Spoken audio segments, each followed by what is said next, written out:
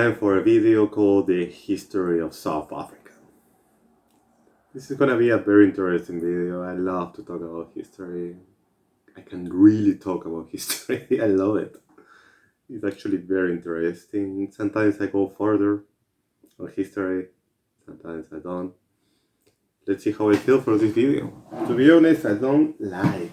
I was thinking actually of making a plan of what to say in this video, but I've been doing like so many tours. I already have it all in my mind, and I also like to talk like in a story, and this is me, my way of doing things. I like to talk like in a story. I don't like to make it boring, like a video of history. You'll see. Watch this video, you will love it. So let's start with, let's do it like this: European tribe. And I'm gonna do the history until 9,000, 9,010, 1910, okay? 1910, 1910, okay? And then that's gonna be all the video around. I'm gonna start in 1488, and I'm gonna go until that date. So, let's start. First of all, how far we're gonna go? Let's go to the Ottoman Empire. Why not?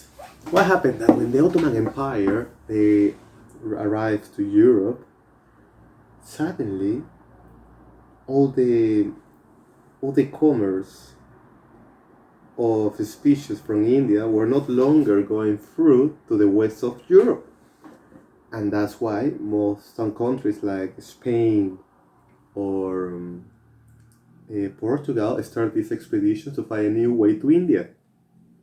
So what happened? That in the Spanish started working hard, especially in the west coast of America. That's why Christopher Columbus in 1492 he discovered America.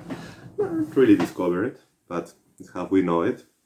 And he arrived to the Bahamas. The Portuguese they started working in the coast of Africa. They didn't know actually how was the map of Africa in that time. The first map of Africa was made by a guy called Sebastian Munsters many years later. But what happened that the Portuguese were doing at first Angola 1482, and then in 1488 they arrived to South Africa, but they didn't really know what South Africa. So he went back actually to Portugal and speak there in the crown and say. And then was John II. He said, "So, Bartolomeo, Marty, let's put it that way. How do you call it?" He was in a storm of 30 days. So he said, Cape of the Storms. And he said, like, no, come on, let's be more positive. What about the Cape of Good Hope? That's why the Cape of Good Hope. It was actually 10 years later when they sent Vasco da Gama. So Vasco da Gama, what happened? That was not a map of Africa yet. So he went all the way to the Cape and settled in Mozambique. They used to call it Lorenzo Marquez, after that Maputo, de la Boga Bay, sorry, and now we call it Maputo. That's why they speak Portuguese in Mozambique and not in South Africa. So what happened that Vasco da Gama started working that route with the Arabics, and that's all. Not all, but all I'm going to mention about the Portuguese in this video. There is more obviously, but I cannot talk about whole history. Just wanted to have like an idea, a basic idea of what's going on. So after that, 1652, the Dutch Indian companies arrived to the Cape with a sir called Jan van Riebeeck. So what happened? That they arrived to the Cape. Why? Because they used to have this trip from Holland to Indonesia. It used to be 6 months. So the Cape actually was a good point to stop to refuel the ships with food and water. So they settled there, and they start working with the local tribe. The only local tribe that was from South Africa was the Khoisans. So at that stage, they were with the Khoi. They used to do the transfer, the meat. So they used to work together at the beginning. So what happened? That when these Dutch Indian companies arrived, they had obviously the Dutch, they have the Germans, and they also have the French. You might remember in history when there is this religious persecution in France, and all these Calvinists went to hide in different places called the Huguenots. So that's why the French were with the Dutch as well. So the mix of German, the mix of Dutch, the mix of French, all these three together became a language called the Afrikaans. It's the youngest official language in the world, and it's what in the history and what I'm gonna use for this video called the Boer, the Boer, the Boer amazing, the Lekker Boer. Okay, I have to stop my Afrikaans. So what happened? That all this white Boer in Dutch means farmer, because the people start working the land, they start working the farms, they start work for the French, the wine, so they start working a lot the ground. So what happened that in that time were the Khois, they used to be nomads, going to different places, and they didn't like actually that the Dutch Indian companies were settled there. They didn't actually want to become a colony, they have no idea, but they didn't want it to. But they didn't like it. So they got allies with the Sands, and they actually attacked the Dutch, the Afrikaners. So there was a lot of war, many people died, especially in 1700, okay? 1700, have to get used to that, okay? So they call the smallpox. So most of the Khoisans actually die because of that. At the moment, there is not many Khoisans. The only Khoisans that you see, like at this moment, there is a small percentage of Khoisans. And they're still actually in front of Pretoria in the Union Building protesting to get more rights. But we're gonna get to there, okay? So what happened? That they stay there, and then suddenly, but we are getting close to, I say, 1700, and we're getting we're in the industrial revolution in the world. So, industrial revolution, what they need? Metal, coal, of course. That's why obviously they had United States, India, and also South Africa. Actually, both three are the number one producers of coal in the world. So what happened? That there is a moment when the British arrive to South Africa and they meet the Afrikaners. And they start they didn't get along. That's why the Afrikaners, or the Boers, got the decision to leave the Cape. That was between 1834 to 34 until 1855 with the foundation of Pretoria by Martinus Wissos Pretorius, the son of Andres Pretorius. Makes sense. I'm gonna get there. So what happened? They left the Cape. So one of them went to the north, to the Transvaal, where is the river Vaal River. Other one went to the south, to the Orange, and other ones to KwaZulu-Natal. So what happened? That imagine, guys, if you are traveling in that time with your family in the middle of Africa, what do you expect? Some sickness, like malaria? Yes. Do you expect maybe some fights against some tribes? Yes. Just to give you an idea, there is this tree actually that I like a lot. It's the fever tree. It's an Acacia santifolia. Not supposed to say Acacia anymore, it's Buchelia. But for me it's Acacia. So what happened that there's a very yellow tree. So what happened that the Boers, the Afrikaners that I mentioned before, they used to sleep in these trees. But they used to wake up sick. So they thought actually it was because of the tree, but no, it was because of the malaria. That's why there is a town close to there called Lydenburg. It's a town of suffering because many people actually reach that height dying. So, yes, sickness, of course. And drive, of course.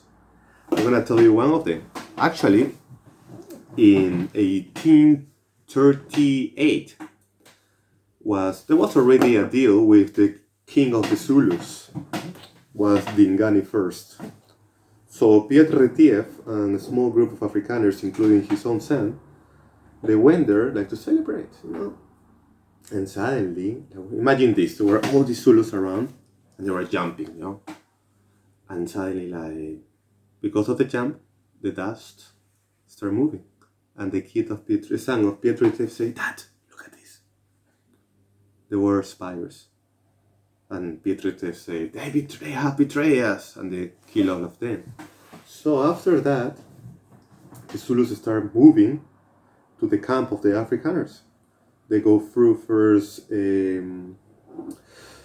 Andres Potgieter, and after that there was the camp of Andres Pretorius. There was 474 Afrikaners. We're gonna be a fight against 15,000 at least. And they say, "What are we gonna do now?" They say, "We're gonna fight, but if we win, we're gonna make something for God." Actually, it's beautiful. If you go to Pretoria, please. Okay, I'm gonna spoil, but they won't. And there is that beautiful place in Pretoria called the Voortrekker Monument. Okay, I'm gonna get there now. So, sorry, I get excited. I love this. So what happened that suddenly they put the 64 wagons surrounded, and the Zulu used to attack in the night, but that night actually was very misty, and they thought it was a spirit. And then they arrive, and there was a river here. There were the Zulus and the Afrikaners. Pow, pow, were shooting.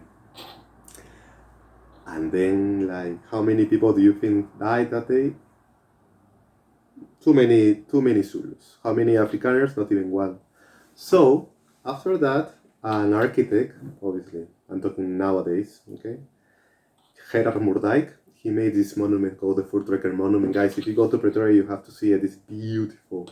And on the 16th of December, there is like a mass when everybody, all the Afrikaners meet, and there is a light that go through and turn on a light saying all for South Africa. It's beautiful. I really recommend you to go. But that's history for later. I'm gonna make a video of Pretoria later. Okay, so what's the thing that after this war they won, of course, and they moved to the north, and they meet another tribe. This time was the Tswana tribe.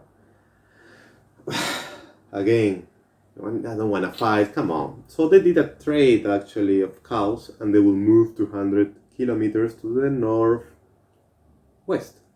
What country do you have in the northwest that ends in Tswana? Botswana. Okay, now you know. So what happened that after that, years later, they found gold in where is Johannesburg now, in 1881. So imagine this. 80% of the gold of South Africa was there in a place called Witwatersrand. Rand. What is rand? I'm sure you heard about this. Is the coin, the local currency of South Africa.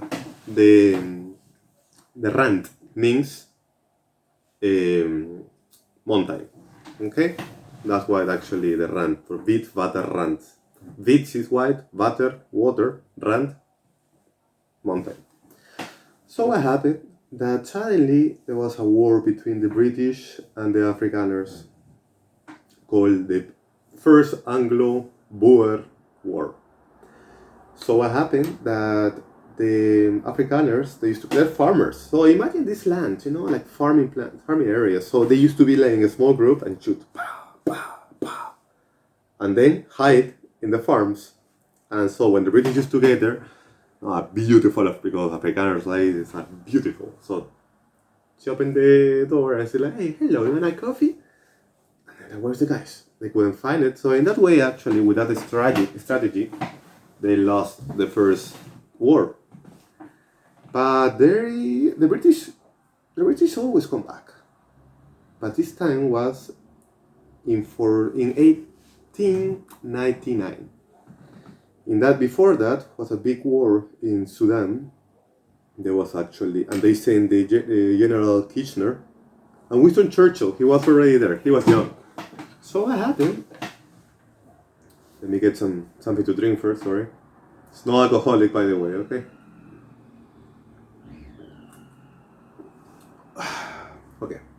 So what happened? They recovered Sudan, and the second mission was to go to South Africa.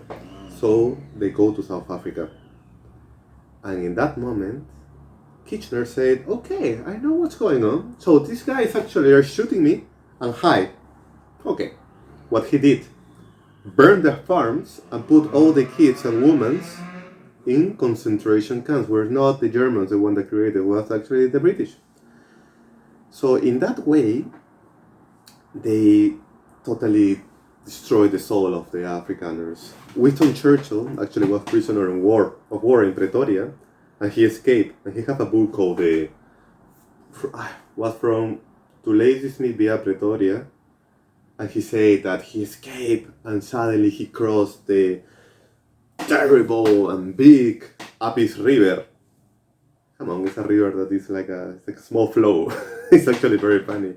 Every time I go with my guests to that close to that Apis River, it's like, okay, this is a river. And then he escaped back to England. But what happened with Kitchener? This is very interesting. There is a town called Belfast, like the capital of Northern Ireland. They have it there in South Africa, and there used to be these concentration camps. Seems to be some history say that history used to give them food with small pieces of glasses so they can die actually with the time. So there was a worker coming from UK, the step house, and she saw what happened in there, and she was like, okay, they have to stop. And they stopped that. So what happened that in 1910 actually was the Union of South Africa.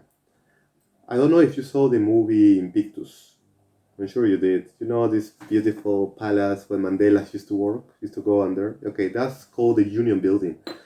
That was to celebrate the Union of South Africa.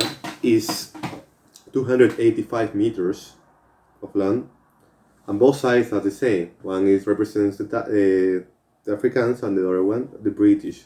Was made by an architect called Herbert Baker. That is actually a very important architect. He also did the parliament in India. So he started in 1910 and he finished it in 1914. And it's beautiful because even if you see the two towers, you will notice that there is bells inside. They were made actually by the same company that make the one of the Big Ben in London. So there's a lot of history. I love Pretoria, one of my favorite places. By the way, Pretoria is one of the three capitals of South Africa. South Africa has three capitals. Pretoria, that is the administrative one. They have Bloemfontein, the judicial. And they also have Cape Town, that is the one that is the legislative. Okay? Just if you know. Why? Because there's come from the French Revolution ideas of separating powers. And we all see that it has some French heritage. So that's why. So I think we have an idea already about what happened with the Europeans. So now let's talk about the tribe. Let's talk about a little bit of evolution as well to understand what's going on here. So, let's see how far this time. No, I want to go far. Let's go far. So I think that you have to go far to understand the history. 4.6 billions of years ago, there was this ball of fire. And suddenly, like, the meteorites used to arrive. The comets with dust. In the dust, there is a lot of elements that actually they can survive. So suddenly, all the elements arrive, combine, and we start having this beautiful world that we have.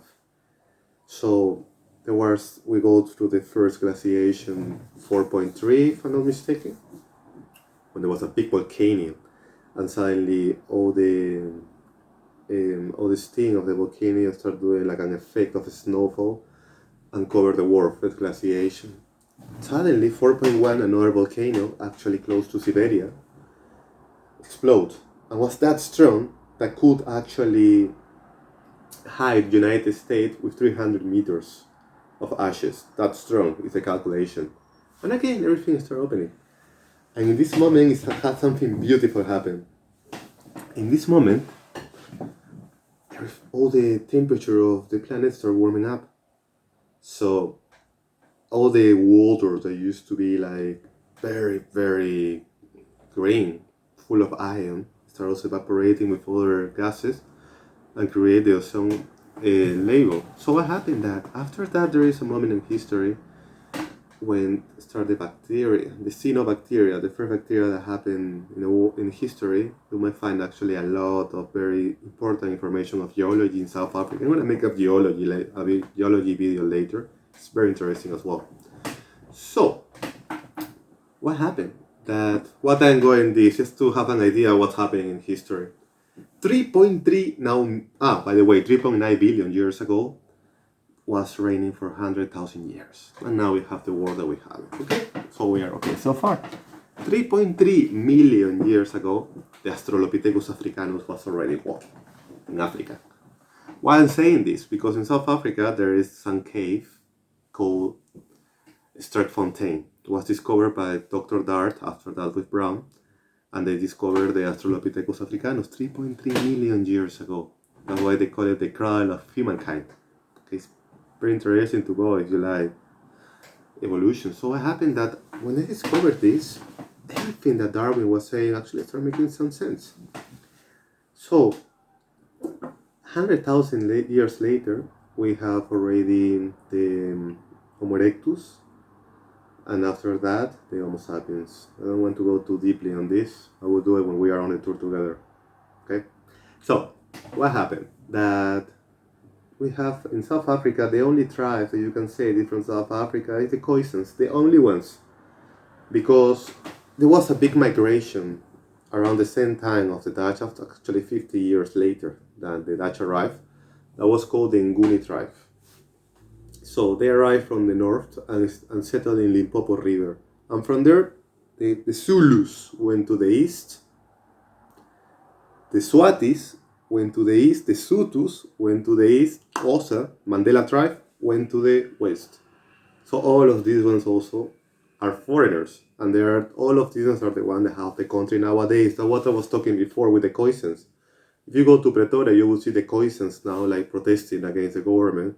Because the government is Zulu, Xhosa, all of the different tribes that they have, but there's no power to the Khoisans anymore. So they're waiting. They're the only ones actually saying like we are the only ones that we deserve everything. Because now South Africa have a big problem of land. Okay, after apartheid, there is many things that actually went in the wrong direction, and now they want to take the land without expropriation. But that's politics. I don't want to get on that. Okay, maybe in a video later, if you ask me.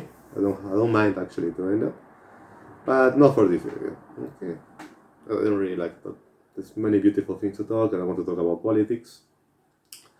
But I don't mind. Maybe later in another video, I'm gonna think about it. So what happened? That nowadays in South Africa, we have the English, obviously. We have the Afrikaners. We have the Zulus, Xhosa, Sutus, Swati. Remember these two? Pedi, Benda, Ndebele, Tswana, Tsonga. And there is 11 official languages in South Africa in the country. So if you go to the ATM, please make sure you put it in English. If not, you're gonna be in a big trouble. So what's the story actually with these two countries? There is a country inside South Africa called Lesotho. And there is also a country, Swaziland, that is not Swaziland anymore because the king of the Swatis doesn't like that sounds like Switzerland. So it's Swatini now. Okay, it's more Italian. So what happened that these two tribes actually helped the British to fight against the Afrikaners. So after the Anglo-Boer War, they give them like independence and a small piece of land so they can actually have their own kingdom. Very interesting. So now that we talk a little bit of the Europeans, a little bit of the tribes, let's understand where we are now. Usually I start with this first, but I forgot. So I'm gonna start talking a little bit South Africa. South Africa is a country, guys, that have 55 million inhabitants. Trust me, they have more. Okay, so what happened? That the borders, they have Namibia, they have Botswana. From the Tswanas, remember? They have Mozambique, they have Zimbabwe that used to be Rhodesia, they have Lesotho, and they also have Swaziland. Just to have an idea where we are.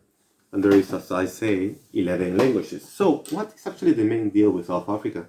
It's a very strong economy. Actually, it used to be in the 70s one of the best air force army, navy in the whole world, about the most developed technology countries in the world. Actually, the Apache of United States was developed actually in South Africa. It's very interesting what they did in many years ago. So what happened? That in the country, they have a lot of metals. Just to give you an idea, 90% of the whole platinum in the world comes from South Africa. Just to start. Gold, there is gold. Not like used to be before. It's still, but it's very hard to get it because it's like 3,000 meters under the surface. So just imagine like the cost of drilling, air conditioning for the workers. Sometimes doesn't give you like a good revenue, so they don't extract it like they used to. But still, diamonds. Come on, the biggest diamond in the world was discovered in South Africa. It's called the diamond of Cullinan, and actually this was, now you can find it in the crown of England. In the jewelry of the crown, you will find it there, the diamond of Cullinan.